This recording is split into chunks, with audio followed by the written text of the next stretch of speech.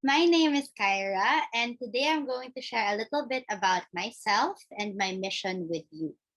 So, I was thinking about the best way to do it because I didn't really know how, and then I remembered what Bishop said.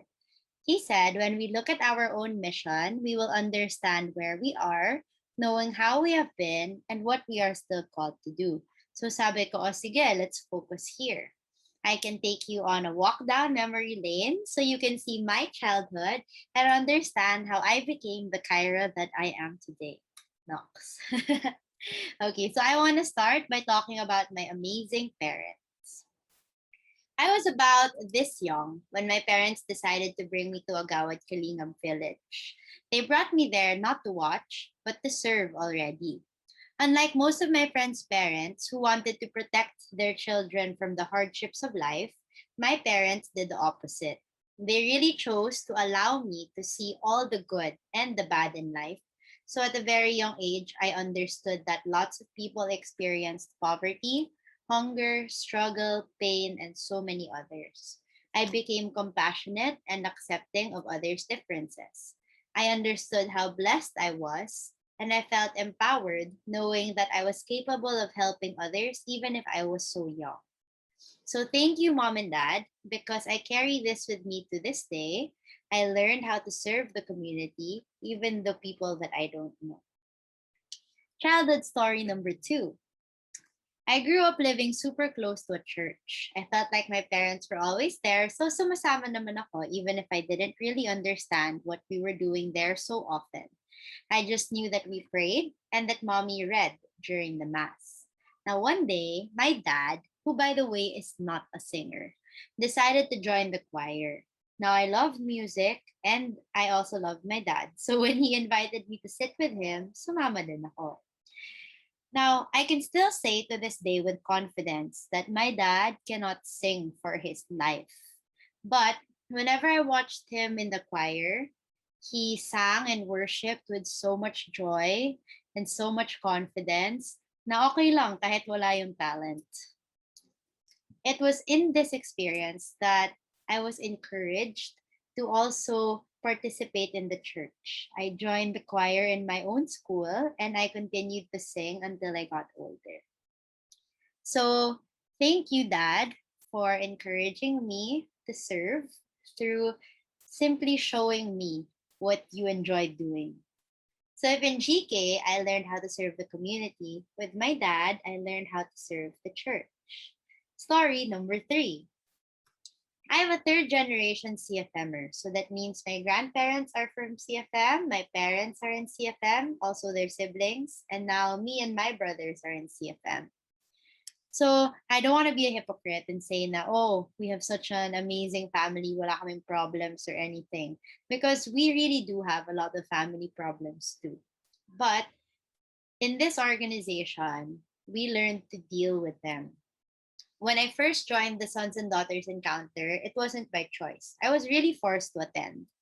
But my facilitator then said, give it a chance. Wala naman mawawala sa'yo. I'd be there for 3 days, so I might as well make it meaningful instead of sulking around thinking, I don't want to be here. Parang ganon, di ba? So I gave it a shot, and what happened was, yung dating pinilit umattend, biglang nag-volunteer as a facilitator for many, many years. As a FASI, I learned that talking about my hardships and struggles could also be blessings for others because then they'd see that they're not alone. It was also a blessing for me to continuously share my story because I would heal from my traumas and pains. And then I also attended the family communications encounter this pandemic. I was forced as well because, of course, it's a family communication encounter, so everybody has to be present. But after the experience, I was so glad that my parents let us do it because I got to understand my family and even myself so much better. Um, the thing is, I think CFM has such wonderful programs, and how I wish we could share this with more people so that they can feel what we felt as a family, the blessing of this organization. So if in GK I learned to serve the community, in with my dad I learned how to serve the church. In CFM, I learned how to merge that. I understood how good it was if you put service and faith together. Not just that, but I also learned that giving can also be just being there for other people and listening to their problems. So I'm done talking about the bits and pieces of my childhood upbringing. Now balik tayo sa sinabi ni Bishop. I looked at my past and now I'm gonna look at my present mission by talking about two stories with you. This pandemic, I was blessed to have been able to put up my own business, Growth Mindset Tutorial Center. I didn't plan it, it really just happened. At the start of the pandemic, so many of my students were asking if I could teach them. I tried to say yes to everyone, but I couldn't because I didn't have enough time in each day. And the thing is, I love all of my students. So I tried my best to find them good teachers, even teachers na hindi ko kilala. And then suddenly I realized that maybe I can just put up a center so that anytime a student or a parent comes to me and asks for help, I can present them with a list of wonderful educators who have more time than me. Naisip ko din nun, during this time, maraming teachers na nawawalan ng jobs. So maybe I can help them. And I'd help other teachers earn more also because as you know teacher salary is not high, so the way I made the rates was 90% for my teachers and just 10% for me, even smaller sometimes if parents ask for discounts. So I can say it was never about the money. I just wanted to open a center to help other children. Now we have lots of kids studying with us online from the Philippines, China, Canada, Australia, Malaysia, Vietnam, and Thailand. Aside from helping kids and parents adjust to the online setting and helping provide jobs and higher profit for teachers, I also created a small scholarship program. So from my earnings, a big percentage is allocated to sponsoring kids who need help studying but cannot afford it. Now they are doing so great online and I'm so proud of them. You know, I love seeing the fruits of our labor whenever parents or kids share about their progress and newfound love for learning. So, in my business, my main focus again was never money. It was really just to reach out to help. And I feel like I did this and made this decision because of the way that I was raised. So, thank you to mom and dad because I really believe that I got to achieve this because I had you by my side all the way. Story number two, which also happened during the pandemic and was also unexpected.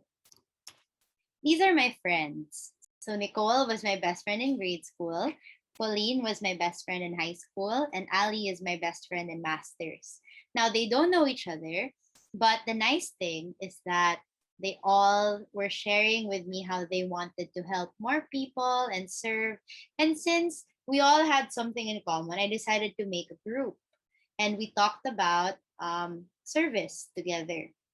In the most basic sense, if I could help five people, Nicole could help five people, Pauline can help five people, and Ali can help five people individually. Together, we can help probably 20 people. Now, what if we ask our families and friends to come and volunteer with us, come and donate, come and share their talents with us? Just imagine the number of people that we'd be able to help. And true enough, this happened. We put up an organization called Advocacy Forward, which is nonprofit, and we have helped thousands of people since the beginning of the pandemic. A lot of our donors are actually from CFM, so thank you everybody for your generosity. Now, imagine if you can apply this principle in CFM, it would be amazing to see our organization grow. So I just want to share with you some of the projects that we created during the last 2 years. When a storm hit Capiz, we collected donations from Manila and then we shipped them to the province. And we provided aid to an entire island. During the Taal volcano incident, we also called for donations. We packed them and we brought them to Batangas to provide relief.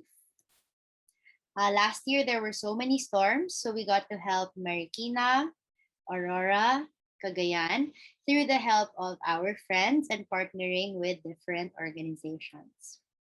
At present, our projects are Street Eats, wherein we help feed Filipinos around the streets of Manila, and our organization helps with donations. But the person who's really spearheading this project is named RK Ramos. He is also a fellow CFMer and saver. Another thing that we're currently doing is partnering with Kids for Bulilits to provide early childhood education kits to kids who can't afford to go to school at this time. Soon, we'll be expanding this project by providing training to parents regarding how they can integrate education in their home lives, and also by deploying teachers to check on the progress of the children in rural areas every few weeks. So now that I've looked at my past and I've looked at my present, it's time for me to think about and contemplate on what I can still do. Now, luckily, the Lord has blessed me with so much this pandemic, and my parents' upbringing also brought me to create two platforms where I can serve. And so I feel like I can continue to help other people through these platforms. So I'm so thankful for the way that I was raised because now I feel like I'm happier than I've ever been, and I'm so fulfilled in what I do every single day.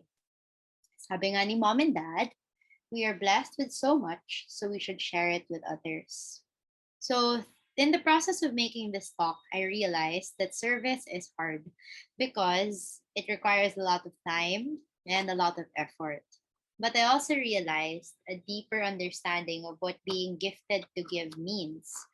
It means tapping into your own talents and using that to serve in the way that you want to, in the way that you know how. So I used my talents and skills in creating the business and the organization. So you can also use yours. If you're good at music, you can have a concert and help a lot of people. You can join the choir. If you're good at interpersonal relations, you can invite people to programs. You can help them through their problems by talking to them. Basically, anything.